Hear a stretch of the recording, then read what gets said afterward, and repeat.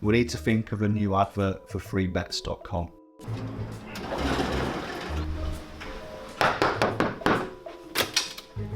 Get your best betting offers from freebets.com.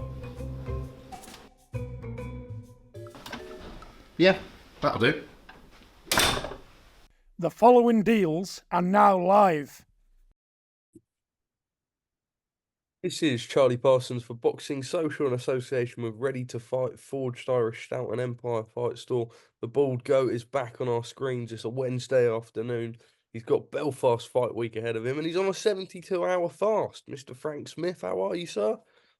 I'm good, mate. I'm good. Apart from the fact I'm doing this 72-hour fast, I'm 62 hours in and I haven't lost a pound of weight.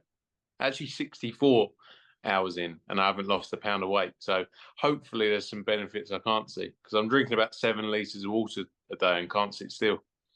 Ed said I should do it, and then you know what? The one thing I can get involved in the running, I can do a bit of gym here and there. We're working on that, but you know, like the one thing I love is my food. I don't think I can do it. Yeah, but look at me. I love food. Like, look at the comments over the years. I'm a big boy. I love food. The first 24 hours hard. Do you know what? Now I don't even feel hungry. It's really strange. But I just want a coffee. All I've wanted was a coffee for 3 days.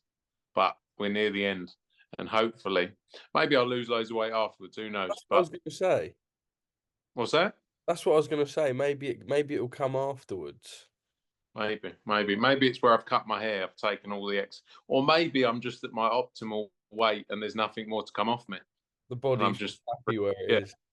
Exactly. Probably that.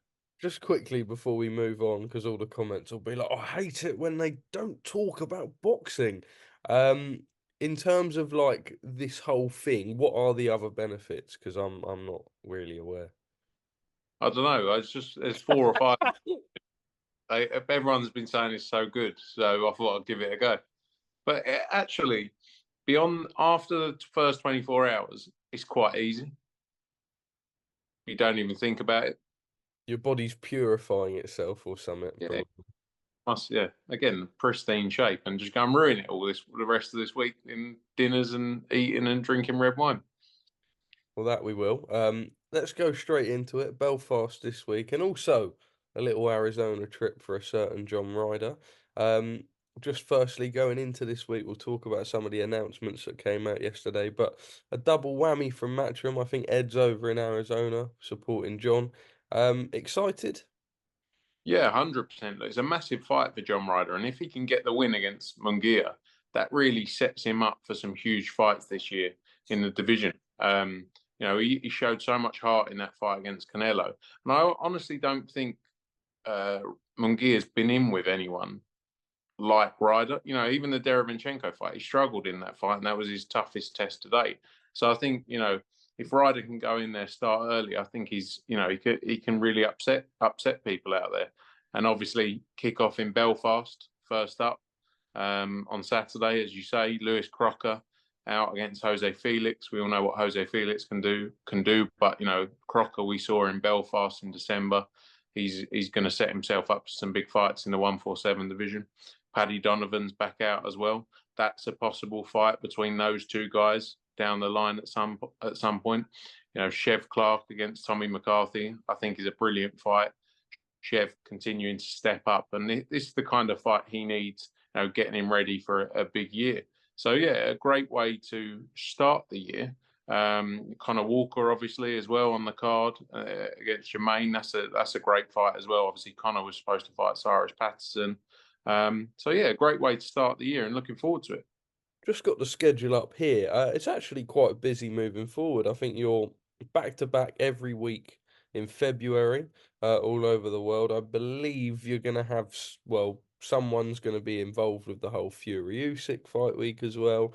Joshua Ngannou, we're waiting for the 5v5 details to be announced as well. Then yesterday's announcement, I suppose, let's go through those. March the 23rd, Smith-Zepeda, that was a real good one, with Sandy Ryan and Terry Harper co-main eventing that. I suppose just firstly picking up off that, a real big step up for Dalton, but one that you and the team think that he's ready for. And talk us through the process behind making Sandy Ryan and Terry Harper.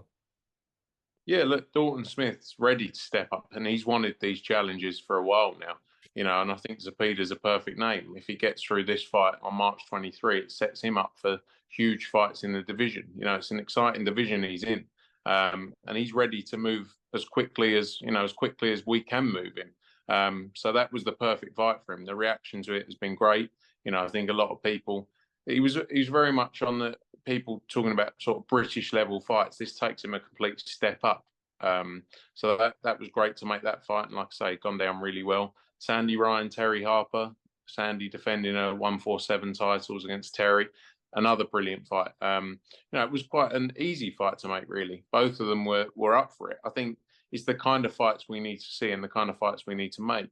We saw obviously a great fight between Tasha Jonas and Michaela Meyer that did good numbers, and I think this is what people want to see. People want to see intriguing matchups, and glad we could get that one over the line. Obviously it's a big opportunity for Terry to go back down or go to 147 and win the title there. Obviously she got the title at 154, but Sandy's coming off a great performance against Jessica McCaskill, albeit didn't get the result. A great performance, so it's a great fight, and more fights to be announced for that card as well.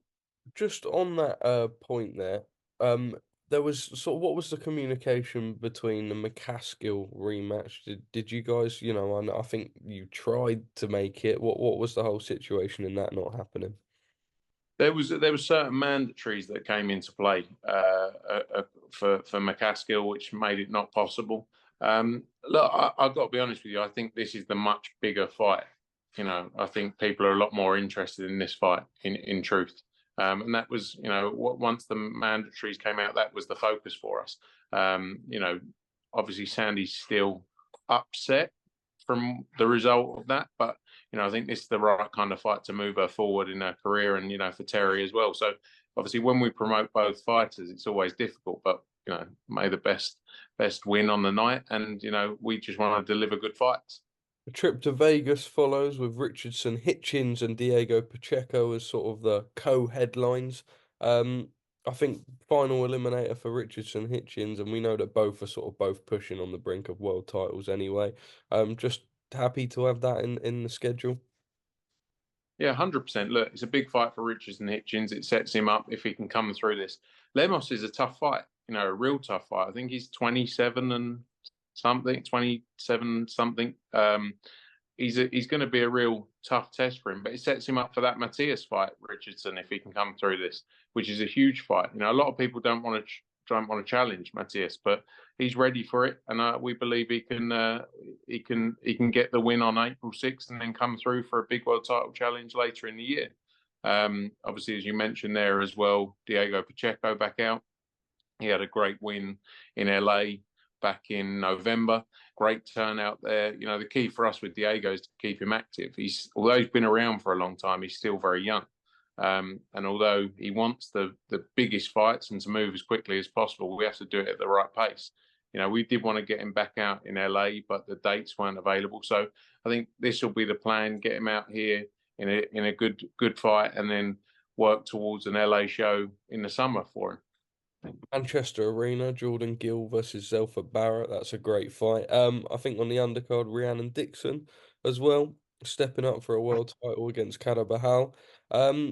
Was there sort of Manchester Arena a big one to go to for a fight like that? Sort of want to talk us through the whole process in planning that? Yeah, I do love reading fans' feedback about their view on arenas and things like. It's great. Zelfa Barrett, Jordan Gill's a great fight. And people saying it's too big of an arena for that fight. It's like, well, there's not tons of arenas. There's not tons of venues you can go to. There's, in a lot of these places, there's maybe a venue for 1,000, 1,500, 2,000, or a big arena. So it's too big. Yeah. And we have to build it.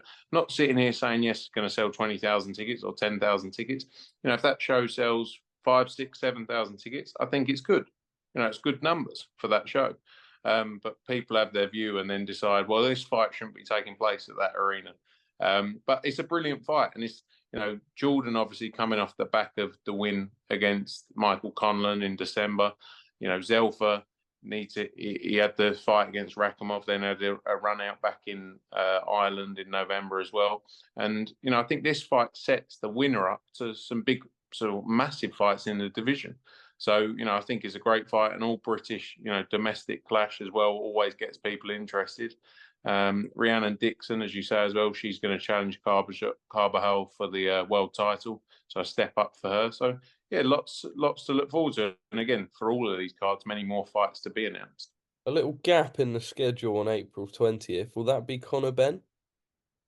No, we're working through details now of various potential shows. Not sure whether we'll do a show April 20 or then look at focus in May. But some news soon, I'm sure.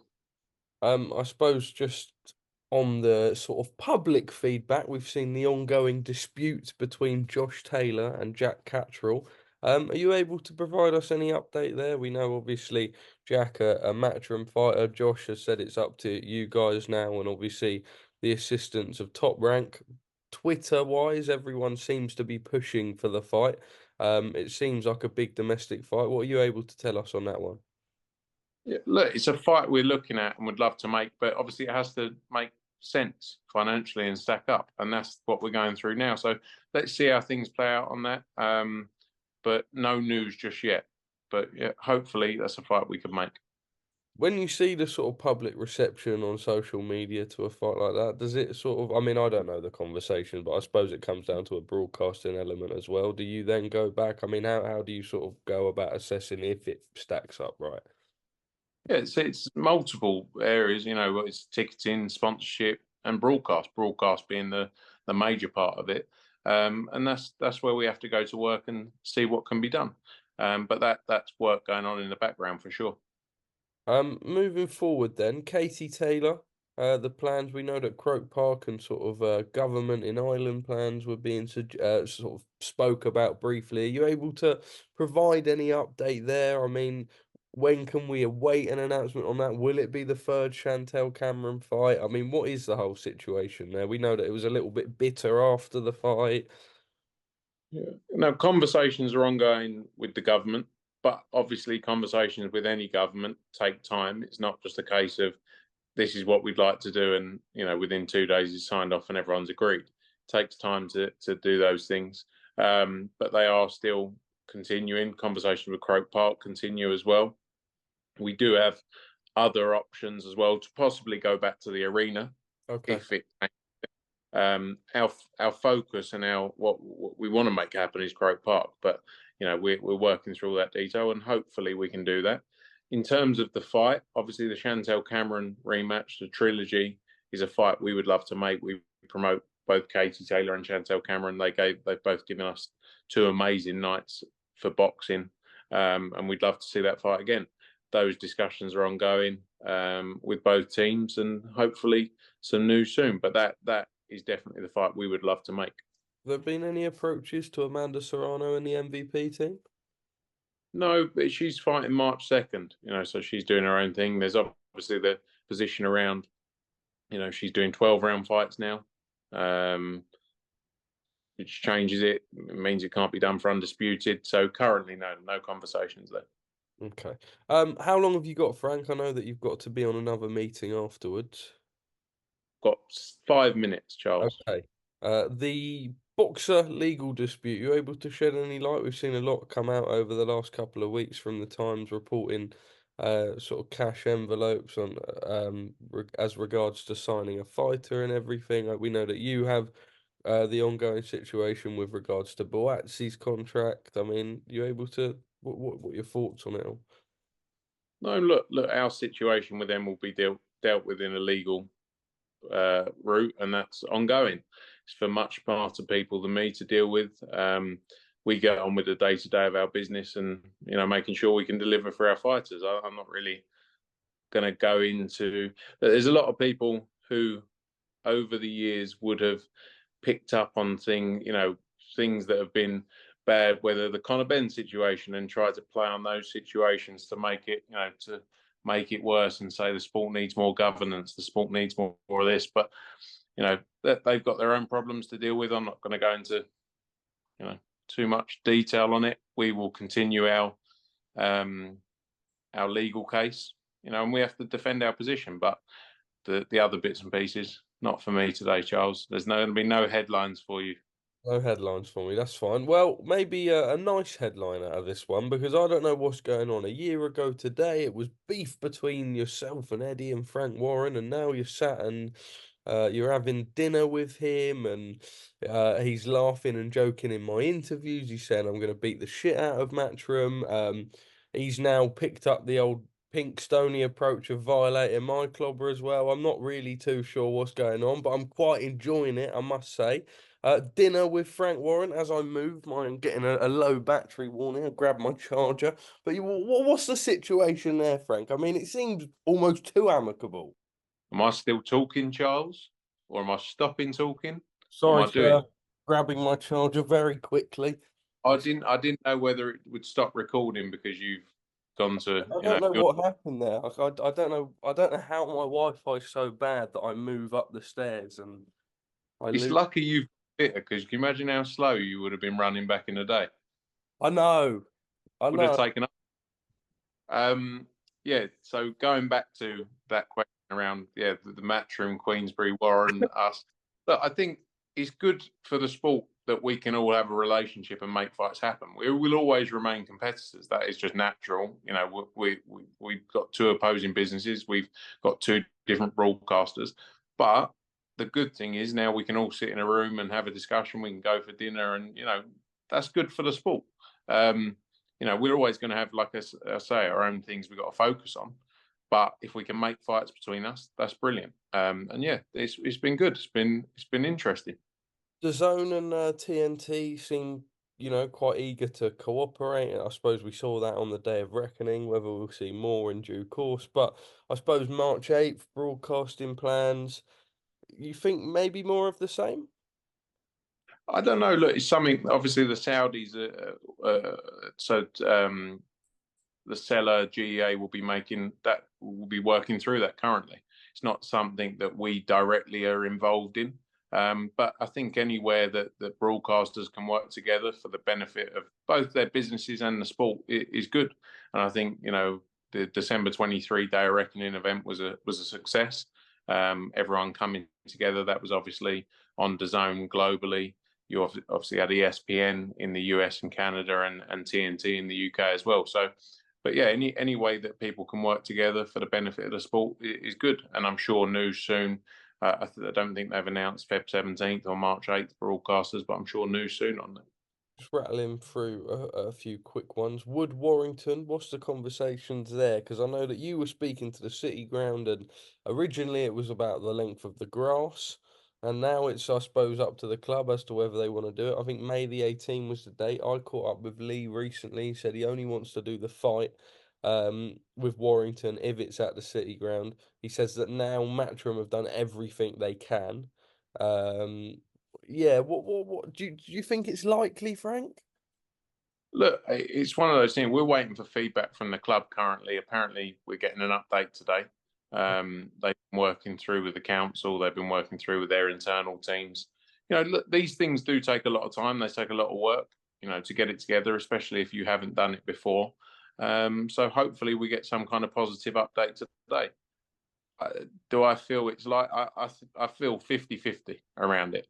I would love to make it happen. We've done it at a number of stadiums in the past, all around the country. So fingers crossed we can do it. So let's see what feedback we get today. Jai Opetaia has left Tyson Fury's training camp. We don't know why. A lot of talk on social media, but just people don't know, right? They're just sort of saying what it could and can be. Are you able to shed any light? We know that Myris Bradis, Tyson Fury probably isn't ideal preparation for Myris Bradis, but only 5 rounds sparred between the two of them. Almost seems a little bit pointless, perhaps, to go home after just the 5 rounds. Are you able to share any light as his promoter? No, look, I know Jai and the team. Like he's a true professional, and he'll want to focus on what he needs to do for his fight against Bradis as well. And I think obviously Tyson Fury is not the correct style for that. When people say about 5 rounds sparred, I'm sure Tyson Fury probably has 4 or 5 different sparring partners, out there with him. So that doesn't really surprise me. If he did a day or two with him, like, that they spread it across a number of sparring partners. So I love, again, social media just coming up with their reasons as to what's happened.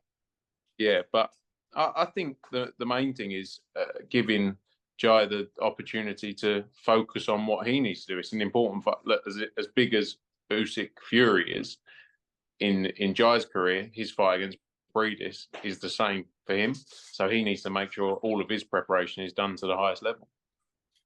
Brook came out and he said that he would entertain coming out of retirement a Chris Eubank Jr. fight. We know that was something that you still had potential summer plans penciled in. I promise I will let you go in a second.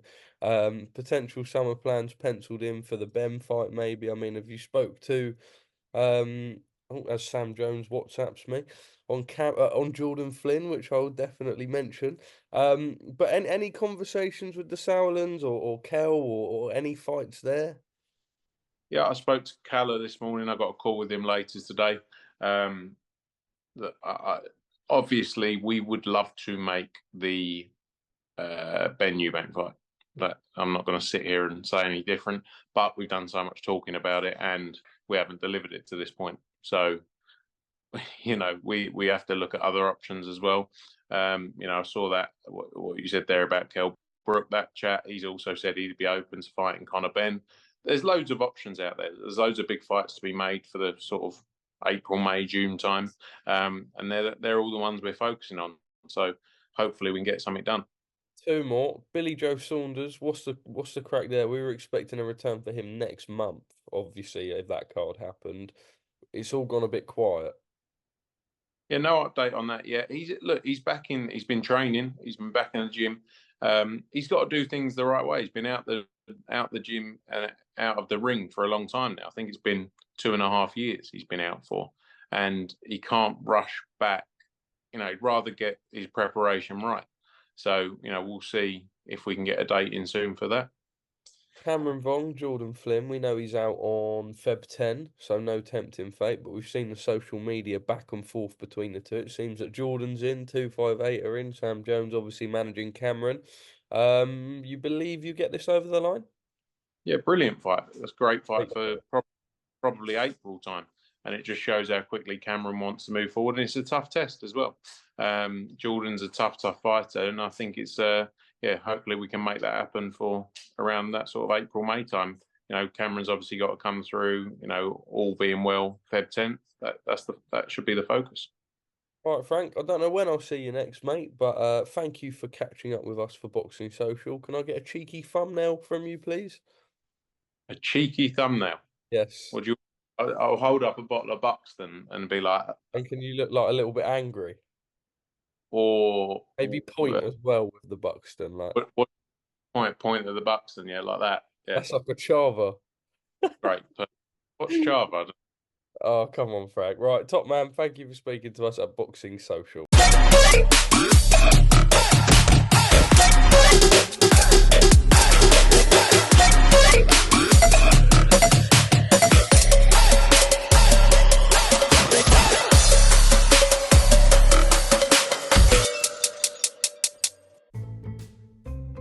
We need to think of a new advert for freebets.com.